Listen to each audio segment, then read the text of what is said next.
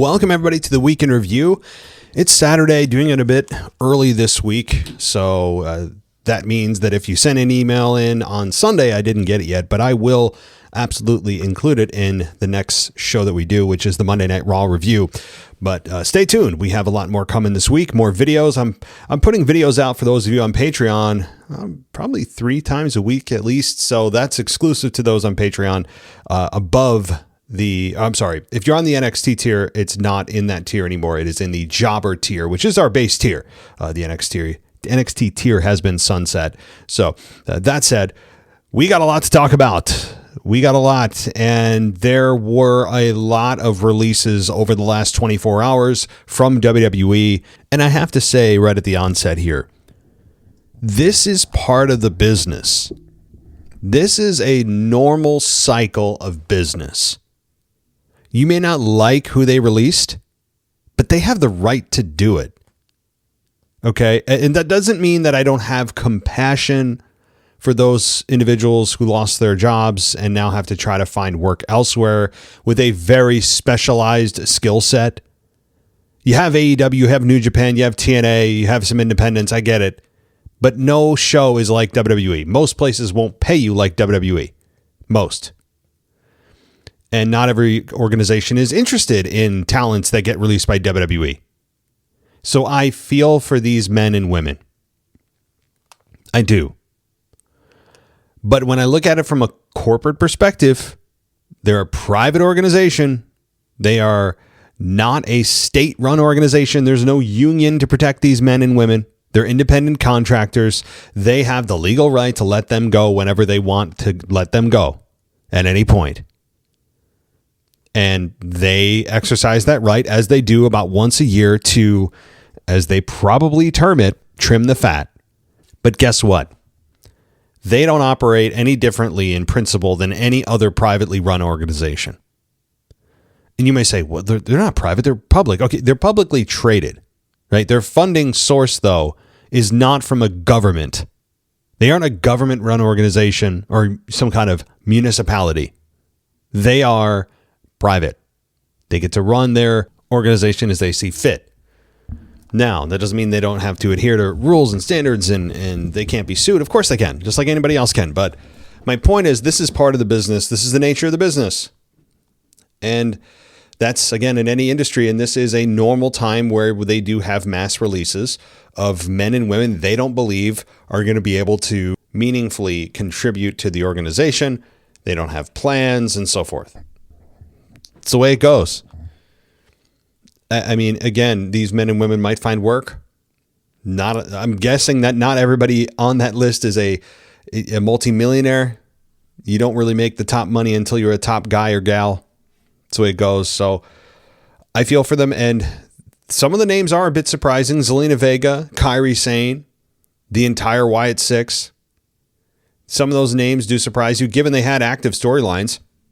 Typically, the people that appear on that list every April are individuals that haven't been on TV in at least a month, maybe 2 months, 3 months or more. Like Apollo Crews. To my knowledge, he hasn't been on TV in quite a while. You can kind of go through the roster sometimes and see it coming. You almost, without even being a part of the company, could sit down and get about 70% of who you think they'll cut in April right. And yeah, so I wanted to talk about that right off the top because there's a lot of discussion, a lot of backlash towards WWE, which is just silly. But again, it depends on how you're looking at it. If you're only looking at it through the humanitarian perspective, then you're upset and you feel that they didn't get their just due and they could have done more with this person, and that may be true. And some people do find their way back to the company. Some do. Some don't. Some never will. Some of those names that were announced yesterday will never be in a WWE ring ever again. We don't know who those people are, but there are some on that list. Kind of crazy. Now, the whole Wyatt Six group being released, not surprised.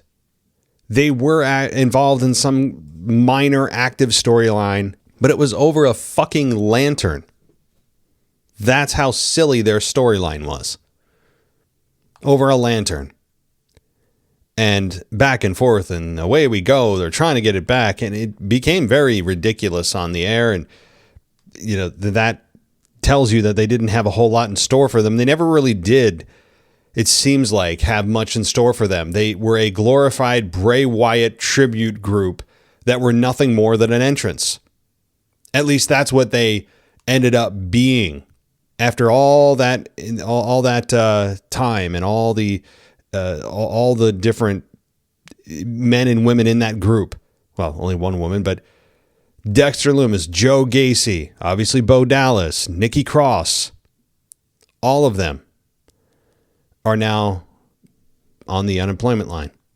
Not for long. And some of them may start their own stuff, and I hope they do. Maybe they start their own podcast. You can get a lot of attention that way and make a decent living, especially if you already have built-in name value, right? Sponsors are going to be interested in that. Look what Stevie Richards did. I know he's not a recent release from WWE, but Stevie Richards, love his show on YouTube. They do an awesome job. They are very, very good. His audience is growing like crazy. There's a shout out to the Stevie Richards show. I really like what they do. And very intelligent, very likable. So maybe those skills can translate into some kind of non-wrestling role. So let me know what you guys think about the releases. I'm sure there'll be some talk about it. It is certainly a topic of discussion, but no one should be surprised.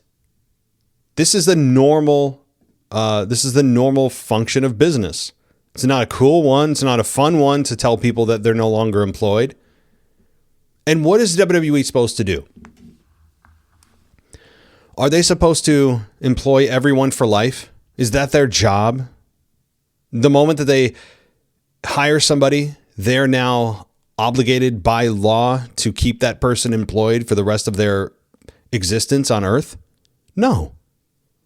But here's the other thing I'll toss to you guys and give you some hope. If you want a certain star, you feel a certain star should be rehired by WWE, and you want to actually maybe reverse that decision, here's the solution. Not an easy one, but it is one. Rally the entire IWC behind you and start a hashtag movement. That may sound stupid. It may sound impossible. Even if you achieve that, there's no guarantee. Yes, but here's the thing. While we can't really rally and unite today, seemingly as a human race around anything together, if you get a significant portion of the audience and start a trend online of hashtag justice for Kyrie, I don't know, something like that, then perhaps it might get WWE's attention. It doesn't mean that even if it does, that they'll bring them back. Look at several examples. Karrion Kross, for example, and Scarlett, they didn't get any justice, quote unquote. Because they're not due justice, but in some people's minds, they were unjustly let go. So in their minds, justice would be getting them rehired. So public pressure could be the only way to get some of these men and women hired. I don't anticipate that happening. And I know I've had some people say, well, what about so-and-so, these people? Well, again, you need sustained, massive support to get the attention of TKO to maybe reverse the decision. You need a large number of people for a significant amount of time, and even translating into in-person events to change that. But we've seen it done. We've seen the change and impact that just a hashtag can make. The women's revolution began because of a hashtag. R-Truth was brought back because of a hashtag that went viral. Hell, the WrestleMania 40 main event changed because of a hashtag. So don't tell me that it's not doable. It's not easy. It's not common. It's not likely. But it's possible. We've seen it multiple times. I wouldn't count on it if I'm a star who just got released. It's not a likely avenue of being rehired. And also, if I was somebody that was in the shoes of, say, I don't know, Bo Dallas, for example, and I was released, and then I see this movement online of rehire Bo. something, whatever. And it catches fire.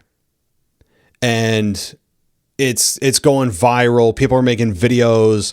They're doing mentions at TKO, at Paul Levesque, or Paul Levesque, everybody, right? Everybody that can have an impact on rehiring that person gets their attention, and it clearly does. Then TKO decides after all of this, this is not a fad. They're not messing with us. This is a true need by and want by the audience. Let's rehire him. And I'm that person. I would actually not want to be rehired that way, because first of all, look what they did with R-Truth, which is essentially nothing. They turned him heel, shaved his head, and gave us the truth that we didn't want back. So maybe that was done out of spite. But I would feel almost like it's a pity rehire.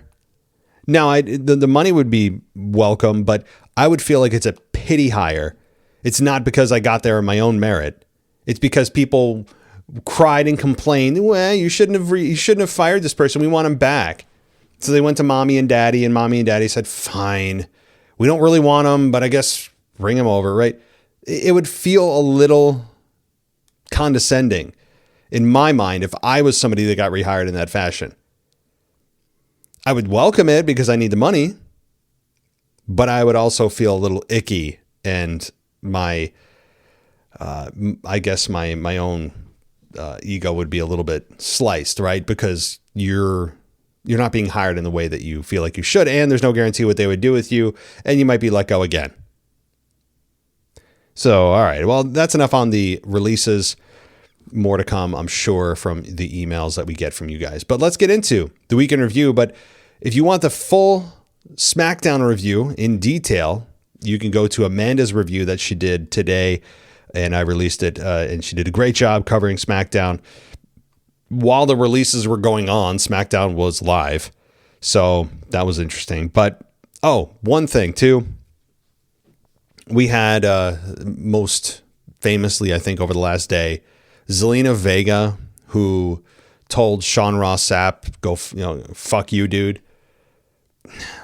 I have to say this. I do not agree. Like, Sean Ross Sapp is from a journalistic perspective, is one of the more prominent journalists in the field of professional wrestling. And he's created a large following. He is certainly got a website that is successful, and we all know that. But I mean, outside of that, I mean, he is just the worst in terms of every other ideological belief. Him and I are polar opposites.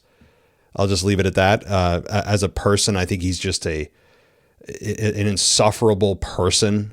But beside the point, that is. But the journalistic perspective, I will take his side on this, because I like Zelina.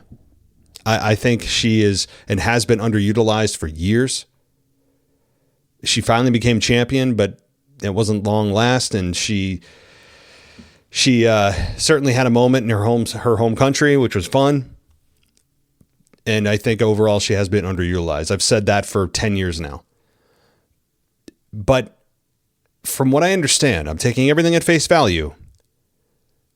Sean Ross Sapp does not announce any news of releases until they have confirmed that the talent have been notified. And Zelina was pissed off because Sean Ross Sapp had announced that Zelina Vega had been released, but Zelina wanted to do it herself. It didn't want Sean Ross Sapp to be the first one out there. She wanted to be. Well, I've got bad news for Zelina, and this pains me to side with somebody of just horrific beliefs. But I'm taking a side from a professional perspective. How long? That's his job. That's what journalists do. Journalists report the news, and they have a courtesy policy, Fightful, of making sure that the talent have been notified before they go out and with the news. So you were notified before Sean Ross Sapp was, and then what is he supposed to do? Check in with you to be like, hey, when are you going to let everyone know? Because I'm gonna post it. I mean, no. Plus, you want to drive as much traffic to your site and your profiles as you can. That's a courtesy that they have to do. I understand that you'd want to be the one to do it, given it's your career, but what is he supposed to do with everybody that has a release? from WWE? They have to, what does he have to individually call or wait for that person to post on X? No, he shouldn't. So I actually, as much as I love Zelina, I disagree with her wholeheartedly on this. I understand you wanted to, and I get why you did, but his right to post what he posted should not be infringed because you want to be able to do it first. I mean, again, I'm not saying there's any illegality of what he did. That doesn't hold any water, but Zelina was making a big stink about it and went viral over it. And I disagree with her on that, professionally, of course. Other than that, I've been one of her biggest supporters and cheerleaders for a long, long time here. I've said forever that she would make an amazing women's champion. She's much better on the mic than people give her credit for. Also, Aleister Black, her husband, let go, which is good. I say good in the sense that they're not split, where one is on the road and in WWE, the other one got fired, and then there's some bad blood. And no, like if they're gonna go, I mean, having them both go is probably the amicable thing to do. Okay, let's get into this week. I mean, we've talked a lot about this. Now, let's talk a little bit about SmackDown, which again, you can get from Amanda, and you can get that ad free at patreon.com/WWE podcast.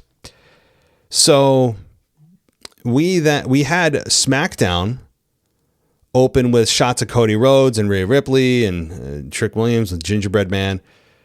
Jacob Fatu comes out and he talked about how he and Roman, how he told Roman he wanted him. He said he told Roman he don't want that title, but he needs that title. The English gets better, don't worry. He said Roman told him eye to eye, "You're not ready." Jacob said the truth is Roman's right. Jacob said he's always heard "you're not ready" from friends, family, and everybody. It's not your time. You're not ready. You're not good enough. He said to keep it 100, if Roman thinks Jacob isn't ready, he better step it up and in the ring to prove it. Jimmy and Jay then come out, and Jimmy said they heard that Jacob wants it all, to take care of fam, to raise the kids. And Jimmy said Cody defended his title, but he's slipping.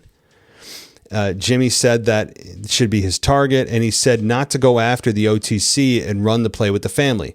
The crowd then started chanting Fatu, and Jimmy said those foos, yes, foos, I guess we're just too lazy to add the L, won't give him a lifestyle, big money, or put the kids in school. Jay said it's too late. So Jimmy attacking the crowd was a weird moment here. I don't know whether we're supposed to cheer or boo the Usos, but then they're aligned with Roman. Jay was not heelish, but Jimmy's line against the crowd was, yet we're supposed to cheer for Jacob Fatu. It's kind of weird. So then we had Jay said Jacob stepped up and opened his mouth. Jay said it was time to see if Us can swim in the deep end. And Jay said to get respect from Roman is to walk up to him, look him in the eye, and get ready for war. Solo and the MFTs then made their entrance. Solo told Jake that the Usos are lying to him. And Solo said they didn't bring him to WWE. Solo did. And he joked that all Jay would do is teach Jacob to yeet, which is probably true. I mean, he joked that, but it's like kind of true. I mean, he might teach him to yeet and throw super kicks. It's probably the extent of it. But Solo said if Jacob wants to be champion, Solo can help. He said that Jacob is going to need an army to beat Roman, and he has that army. Tama Tonga snatched the mic from Solo, good to hear them talk, and said they are wasting their time because Solo is a lost cause who can't beat Roman. Tama said Jacob can't even beat Solo, and Jacob caught Tama with a super kick. Okay. Jacob said to keep it 100, because that's like one of the sentences that he is always saying. He's big on keeping it 100. Keep it 100. Keep it 100. Very Gen Z-ish of him, I guess. But we then have, let's see, getting to the first match, Julia and Tiffany Stratton for the Women's United States Championship. And this match went 9 minutes with Tiffany Stratton beating Julia to become the new Women's North American Champion. Well, United States Champion. I think that the write-up I have here is wrong, but it's the United States Championship for the women, not the North American Championship. So, good match. And the crowd reacted in a way that I thought was encouraging for Tiffany, who has been on a massive downslide. Wasn't a part of WrestleMania. She has fallen off a cliff. Maybe she's too busy admiring her boyfriend's tattoos of her or something. I don't know. Or making some get ready video with me on TikTok, or watching her put on 46 layers of makeup. I don't know. Because, I mean, you think I'm exaggerating. I mean, just go watch her social media. I'm just observing it again. But we're not supposed to notice. We're not supposed to notice these things. We're supposed to just ignore them. We're not allowed. So Tiffany just doing very tiffy things, I guess. But she wins. And she's now the United States champion. Big move up from where she was, which I thought was headed towards almost irrelevancy. She was barely on TV. And then when she wasn't doing much. And the crowd was really starting to just not even react to her. So this is a good thing for Tiffany and her fans to put her in a position to be women's U.S. champion. It's really good here. I've nothing bad to say. During the break, or not during the break, Tiffany then, after held up the belt, and there was a replay shown of Kiana James, of course, in disappointment. And what was interesting was the fireworks going off. Fireworks went off, pyro went off, which I thought was only reserved for like big moments at PLEs. I'm not complaining, just kind of, just take notice. I don't know the last time that a non-top championship changing hands warranted WWE using the pyro on a non-PLE, non-top belt. Name the last time that happened. It's a small thing, but it's kind of worth noting. Is this a thing moving forward every time there's a change in championship from a heel to a babyface? Are we going to get pyro? Not sure. I don't know what the decision was on that. It's small, but it might be a formula change. We'll see. So we then have earlier this week, Danhausen at Miz's house. He knocked on his door and Miz opened it. And he was gone. Instead, he teleported in the house and Miz asked Danhausen how he found it. He said he had star maps and Miz kicked Danhausen out. Miz went to his backyard and Danhausen was in the pool. He tried to tackle him and he sent himself into the pool when Danhausen dodged, and it to be continued graphic aired. I don't mind this. It has its place. Comedy, if done even averagely, and it's done, I think, above average, has its place here. I have no issues with this. So those of you that think I'm going to crap all over this, I'm not. I'm not. I think Danhausen has done more than I ever thought he could ever do, given what his debut was for WWE, and it was horrific. It was embarrassing. But I have come to eat my words with his character, and I'm glad I do, because that means I was wrong. But I don't celebrate me being wrong. I'm celebrating me being wrong because that's better than me being right. In this instance, anyway. Don't ask my wife that question, though. So, the women's champion, Brie Bella, tag team champion, Brie Bella and Paige come out. And Brie hyped up the crowd, but no one wants to hear from Brie. They want to hear from Paige. So, she said WrestleMania was special. And even though she couldn't compete with her sister, at least she could count on a person she can call a sister. And she told Paige, welcome back. And she said, I'm back. And she talked about how she lost her voice, but it was one hell of a week. She said she's so proud to be with Brie, and they walked out as women's tag team champions. Paige said it was a tough road, but she's so happy to be home. She said she was in the ring with the best women of the world, but she wants to remind everyone that SmackDown is Paige's house. And that's when Charlotte and Alexa come out. Well, first of all, it is good to see Paige back. It is. I genuinely mean that. She's still got it. She looks great. She's an addition to the women's division, freshens things up, but adds star power at the same time. It's a great combination. At some point, she'll probably be competing for a women's championship. I don't know how long she'll be actually in WWE wrestling. I'm guessing not many, many years. So Do I think Paige will win a women's championship? Hard to say. I'm talking to like the WWE or women's world title. Hard to say. But the one thing I will say about Paige is, I mean, we all know the video footage that leaked years and years ago, right? With Brad Maddox and Xavier Woods. And I mean, we remember that time. But apparently it was so bad for Paige that she actually thought about ending her own life, and her dad had to essentially convince her not to.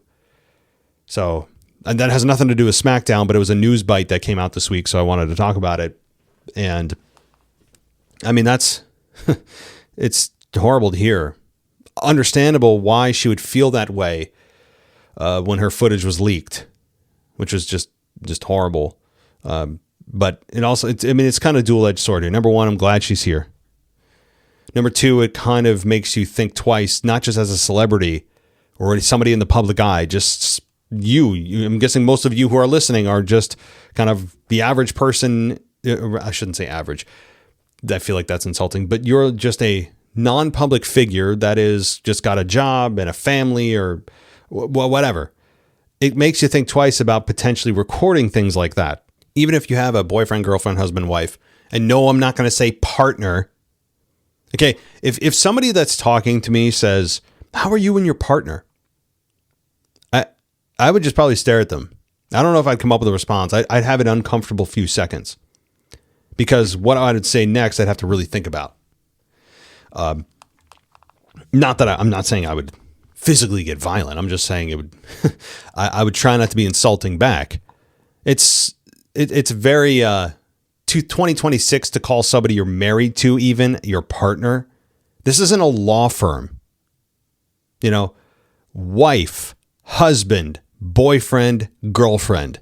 That's it. That's all that someone can be if they are intimate with you. Okay, you can do friends with benefits. I'm talking when you're in an official status of something. I'm not saying I'm hooking up with somebody. I'm saying, no.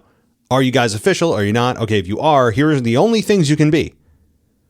The only thing you can be is either boyfriend, girlfriend, husband, wife. And you can say, oh, fiance. Okay, fiance, but you're still not actually married, so you could say it's like boyfriend, girlfriend, right? You get my point. So I don't know what brought that out, but I'm hearing people say, well, my partner. What the fuck do you mean your partner? It's such a sanitized way of saying husband or wife. It's just, I don't know, I hate it. All right. And those of you that are still here, let's continue with wrestling. Charlotte said, it was good to see Paige back. Alexa said it was good too, even though they pinned her. Alexa said they aren't going to let one WrestleMania moment get in their way. Charlotte proposed a match between her and Alexa against the champs, and the crowd chanted yes. Paige said she was down. Charlotte did a woo, and we get the match. And the match went 2 minutes. Sadly, 2 minutes, with Brie and Paige ending in an apparent no contest because, get this, we had fatal influence. Fatal influence. Fallon Henley, Lainey Reed comes out, and Jacy Jayne. Jacy Jayne, who got massive heat, which was great to see. Great to see. And if you're not familiar with the NXT version of them, they ran roughshod in NXT. They work very well together. They are fresh faces, young. This is how you build new stars. This is what we go through every year, folks. And on top of the releases, you bring in some new blood. Try to build a new star heading towards next year's WrestleMania. So, this was good. I mean, I wouldn't say it's good in the sense that the match was good. The match is kind of beside the point. This was just a platform and setting the table for the introduction of this group. That was all the purpose of this match was for, which pissed off the crowd. So, okay, a Royce Keys vignette aired, which was nice to see. And then Cody Rhodes comes out, got that black eye. Oof. And he said the decision was made to be ready and available. That's what champions do. And he said he wanted to send a message at WrestleMania, and he wanted to send a message to the man who's not here tonight, Randy Orton. He talked about how Randy started him in this sport. He said Randy gave him his best shot, a punt to the head, and he's still standing. He said he wanted to send a message to a sarcastic and condescending Sami Zayn, who called him a golden boy. And Cody said he is head to toe in gold. He said his friends, family, and fans will all be gold. That's kind of weird. He said the most important message he wanted to send is to outside forces who keep trying to interject their plans.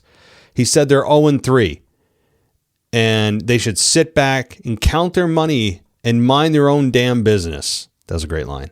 And I have to say, for all the shit I'd give Cody, and he still is not my kind of babyface all these years later, I just don't buy it. I don't need to go through it. But my point is, he did a nice job here and a nice subtle attack back at those in TKO who made the horrible decision to put Pat McAfee in this. We all know that. I won't beat that to death. And so it's interesting. It does make you wonder what the payoff's going to be if there is one here. Maybe there's not. Maybe this is just the bow on the gift of WrestleMania and there isn't going to be a payoff. But after all the mention of TKO, the attack of TKO by Punk on TKO. By the way, he also said he was going to give Pat McAfee a receipt. He never did. Notice that. Not a huge deal, but we had CM Punk attack TKO for the ticket prices. Punk attacked The Rock on the mic. We had Cody Rhodes then talk about TKO several times in the lead up to WrestleMania. Now, last night at SmackDown, talking about the powers that be. We all know who he's referring to. Ari Emanuel, board of directors, yes, The Rock. He's talking to all of them who made the decision to bring Pat in. And also to bring The Rock in to face Roman Reigns and the whole said hashtag that the fans decided, nope, fuck you. We don't want The Rock and Roman. We want Cody and Roman. And they got their wish. So there is certainly some precedent here being set for, and it may be a pretext for, having The Rock come back. Or maybe, you know what would be awesome is if Ari Emanuel came out. I think Ari Emanuel would be a perfect heel because it's a real life heel to the fans. Why not? It'd be awesome. A heel authority figure that is truly an authority figure, not just to play one. And people know that a lot of the heat is on him. I think a lot of the heat's back off of Triple H and on Ari Emanuel and company. So I think it would be a great payoff if they do that. But this also could be a whole bunch of nothing. There could be nothing in this burger. It could just be a bunch of talk about TKO to make the promos sound good and real and break fourth wall and all the rest, and just not leading to anything. It's not leading to The Rock. It's not leading to anybody from the board coming down, or Ari Emanuel or Mark Shapiro or Vince McMahon coming back. It'd be a bit of a disappointment, but it's also, I think, equally possible that this is leading to a sign that you look up and says dead end on it. Okay. The next match then was Damian Priest and R-Truth taking on the MFTs for the WWE Tag Team Championships. The match went 8 minutes and 15 seconds with Damian Priest and R-Truth retaining the tag titles. The finish was Truth dodging Tama to send his head into the ring post. Priest got a blind tag in, and then Priest and Truth hit Jacy with their flatliner flapjack combo for the victory. So, hey, R-Truth is still competing. That's good. He's one half of the tag team champions. I miss his hair a lot. I really miss R-Truth's hair. He aged 17 years in the blink of an eye without hair. I miss it.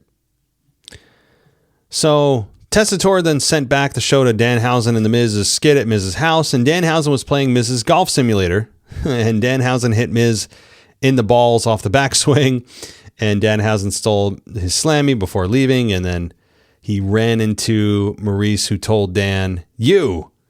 And Miz tried to throw a bowl of chocolate powder at Danhausen. He dodged and accidentally covered his wife in chocolate. It's just a bunch of silliness. A bunch of just slapstick comedy. It's fine. It does remind me a little bit of R-Truth and the what is it? The 24/7 title, that nonsense. So this won't last long. These things never have a long shelf life. So enjoy them while they're still here. All right. We then have Trick Williams come out with Little Yachty and the Gingerbread Man. Trick asked the crowd what Trick was at Mania. I don't understand this. Anyway, the crowd just ended up chanting, "Whoop that Trick." And Little Yachty talked about how other celebrities left, but he's here to stay.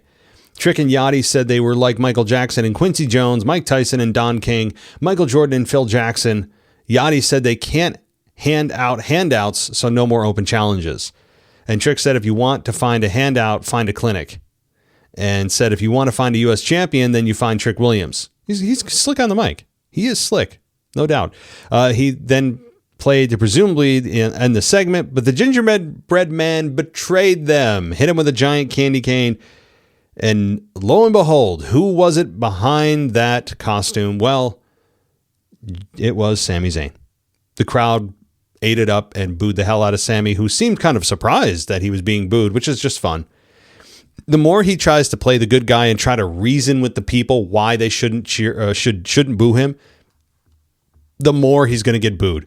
This is a fun downtrend for Sami. This is just a fun, I think, revitalization of his character, because we know what the babyface Sami is. Been there, done that 100 times. But what does a heel Sami Zayn look like in 2026? It's an interesting question. We're getting to see it now. Sami's talented on the mic, talented in the ring. Now we get to see a side of him we haven't seen in 4 years, maybe more.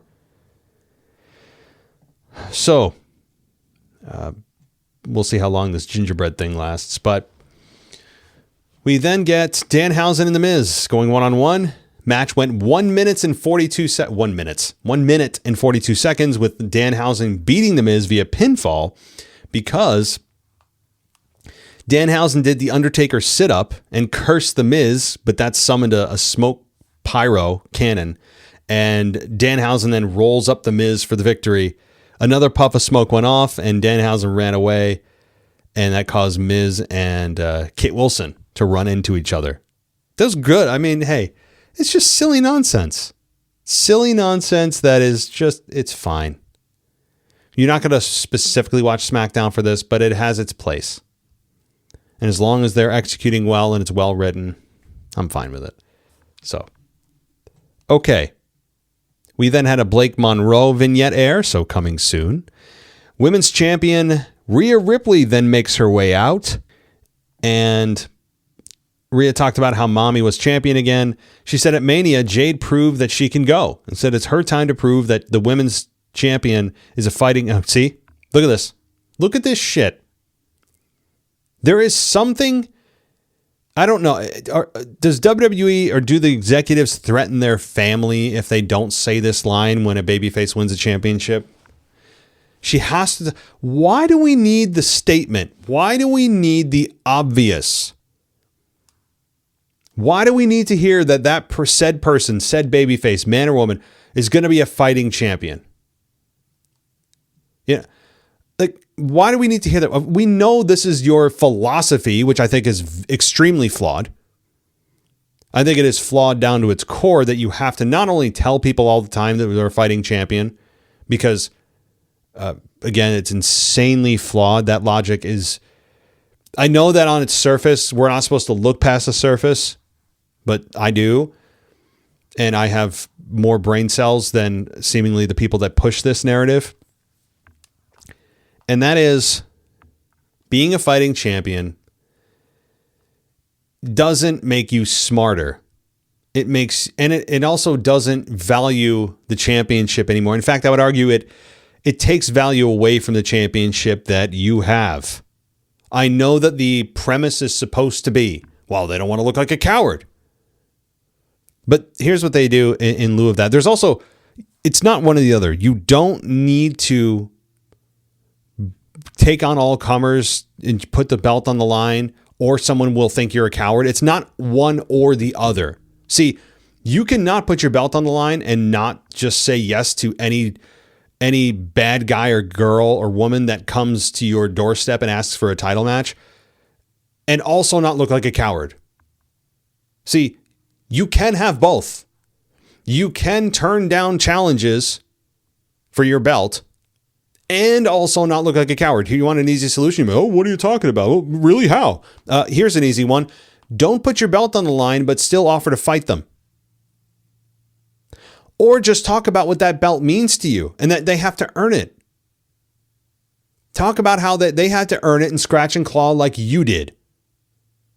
2 simple solutions right off the bat. But it just takes the steam out of it for me, and it makes it. I don't know what it does for me. I don't know. I can't explain why this bothers me so much. Maybe because we hear it every time. A women's champion is a fighting champion, just like when Drew won it and Punk won it, who reminds us every week he's a fighting champion. And when Dolph Ziggler was actually world champion, he did it. I mean, go down the list. It's exhausting. And it just is, it's one of those things that it's small, but it's representative of something larger that they just don't understand. Being a coward doesn't mean you don't put your belt on the line. Okay. So, Fatal Influence comes out, and Jayne is getting booed. And the crowd overwhelmed Jacy with boos, and Jacy barked back, and she couldn't get any words out because the crowd kept booing her, which was pretty impressive. And Jacy said the crowd needs to give Fatal Influence credit for taking out all their precious little legends. And Rhea said she saw what they did, and taking out as many legends is impressive. And Rhea said she'll give Jacy a lesson and stop while you're ahead. And they ended up throwing hands, and Nick Aldis comes out and said he was thinking of a punishment for Fatal Influence. And it ended up being Rhea Ripley versus Jayne for the women's, it's a non-title match. See, you can not be a coward. At the same time, you can protect the inherent value of the championship. See how easy that is? Non-title matches exist. So the match went almost 11 minutes with Rhea Ripley beating Jayne by DQ. The finish was Rhea hitting Jacy with a razor's edge. Jacy kicked out at 2, and then Rhea caught Jacy with a headbutt. She went for Riptide, but then Henley hit Rhea with a chop block for the DQ. And we then had them beat down Rhea, and that was it. So, good stuff. I enjoyed this. I mean, you got a new group established off the bat with heat that I'm sure they didn't expect to that level. So that's good for them. So we then have Jacob Fatu. He's kind of gearing up backstage. Jimmy said they'll have Jacob's back to counter the MFTs, and just getting ready for the match. A Brock Lesnar career video highlight then aired, and Ricky Saints was announced as the next SmackDown star, and he's going to debut next week. So Ricky Saints is on his way. And in the main event, Jacob Fatu versus Solo Sikoa, that went 11 minutes with Jacob Fatu beating him, as he should. I mean, he's going to be facing Roman Reigns at Backlash in just a couple of weeks.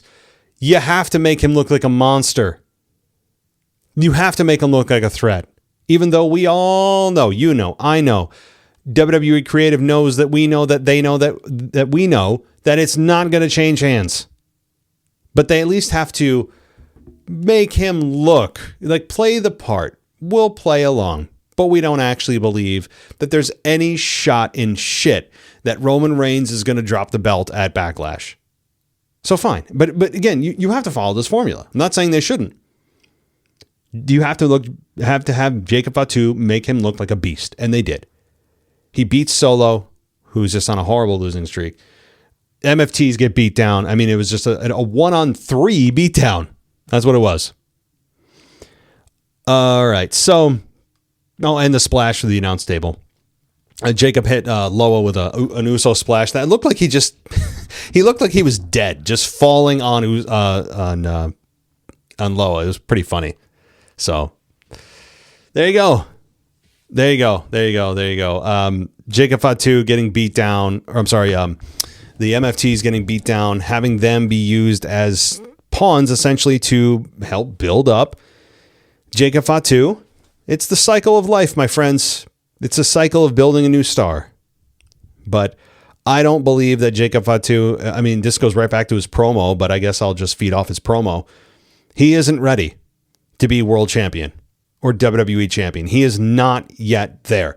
We are in the star building process. I actually wouldn't have pushed him as hard as they did, as far as they did, but they have. And I just don't think he's ready from a mic perspective, from a presence perspective. He still doesn't feel like a huge star yet. They're doing a decent job moving him forward, but I think after this Roman loss coming up at Backlash, or he could win, but if it's by DQ, the title won't change hands. Either way, title's not going to Jacob.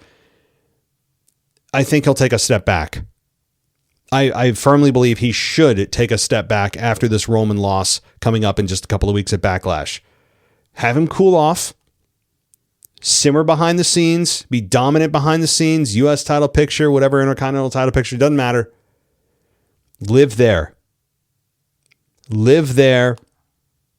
Maybe have a program with LA Knight or something, who's also kind of in the same position where he's a part of the main events, but never really be considered the winner for the main event. He's kind of that guy, sadly.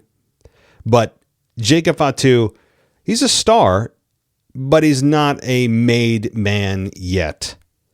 So we'll see what they do. I think that this is an interesting time to be a wrestling fan. I mean, we have a lot of new blood coming in. It's the time of the year that all the wrestling fans who only come in for WrestleMania are long gone. And they wouldn't want to watch the product anyway now. They'd look at the product. Imagine taking somebody who watched WrestleMania for only the big stars that come in every year for that, and you show them like this episode of SmackDown. They would have looked at that and been like, wait, I kind of remember this guy from WrestleMania. Wait, who are these people? Wait, what? I don't get... There'd be a lot of that.